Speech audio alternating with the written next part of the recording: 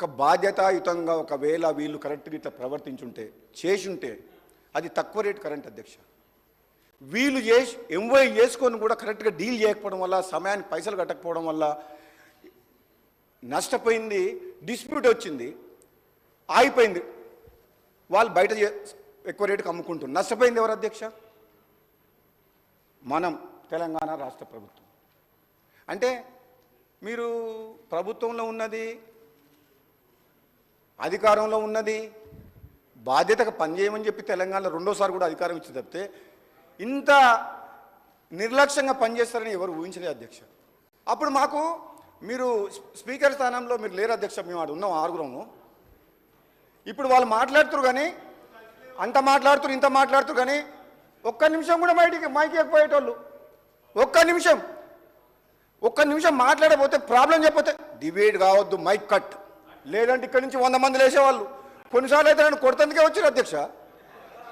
100 మంది కౌరవులాగా మీదికి పంచపాండవుల ఆరుగురం ఉంటే నన్ను కొడతందుకు వచ్చారు మీదికి. ఎంత దుర్మార్గమైన పరిపాలన నేనెప్పుడు చూడలే.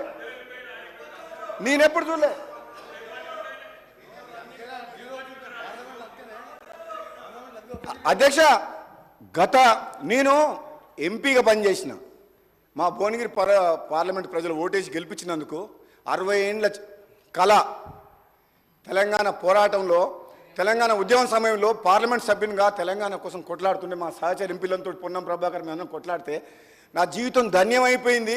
ఈ తెలంగాణ నా 5 ఏళ్ల కాలంలో తెలంగాణ రాష్ట్రం వచ్చిందని అనుకున్నా కానీ వచ్చిన తెలంగాణ ఈ దుర్మార్గుల చేతికి పోయి ఇంత నాశనం అవుతుందని చెప్పి అనుకోలేదు అధ్యక్ష.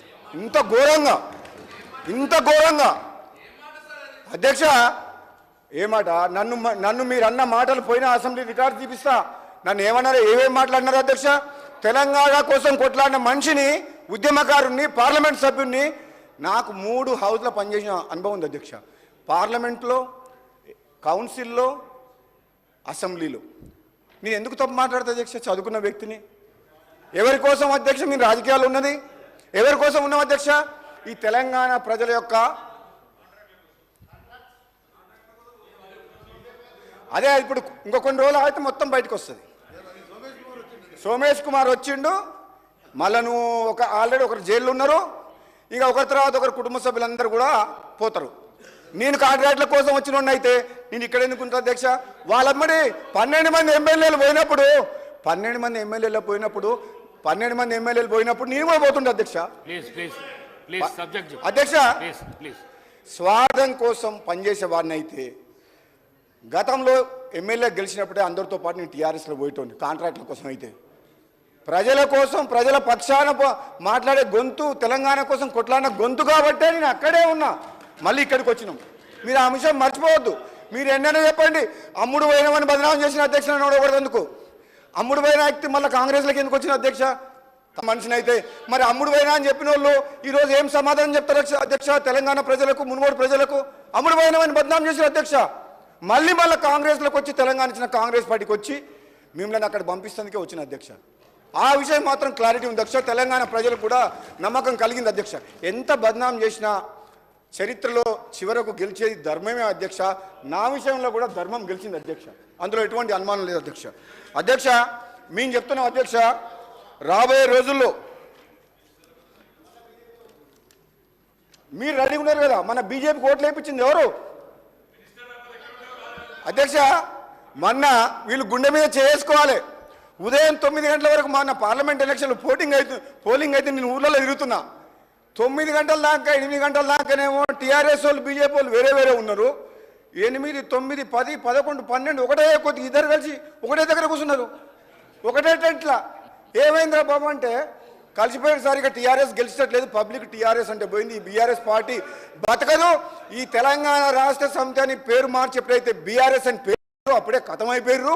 ఇక బీజేపీలోకి పోతట్టు సార్, మొత్తం బీజేపీకి ఓటేయమని చెప్పి పబ్లిక్ మొత్తం ఓపెన్గా మొత్తం ఏకచక్రాధిపత్యం, సారు కారు 16 అని విర్రవీగిన వాళ్లకు గుండుసున్న ఒక్క ఎంపీ కూడా రాలి. ఎక్కడ పోయిందా? సార్ ఎక్కడ పోయిండు? కారు ఎక్కడ పోయింది? 16 ఎక్కడ పోయినాయి అధ్యక్ష?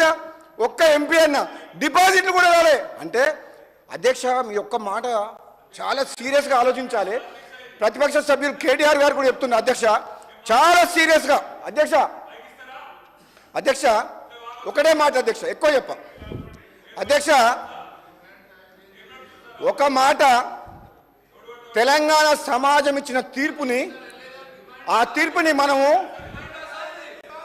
తీర్పుని ఒకసారి చేసుకోవాలి అధ్యక్ష. ఏమని 10 ఏళ్ళు పరిపాలించిన ఒక ప్రాంతీయ పార్టీ ఈ భారతదేశ చరిత్రలో అసెంబ్లీ జరిగిన ఎన్నికలు జరిగిన 6 నెలల జరిగిన ఎన్నికల్లో ఈ విధంగా డిపాజిట్లు రాకుండా ఒక్క సీటు కూడా లేకపోయిందంటే ఎంత తప్పులు చేసిండ్రు, అధికారాన్ని అడ్డం పెట్టుకొని ఎంత దోసుకున్నారు, ఎంత దుర్మార్గంగా చేసిండ్రు అనేది మొన్నటి పార్లమెంట్ రిజల్ట్ అప్పుడు. అధ్యక్ష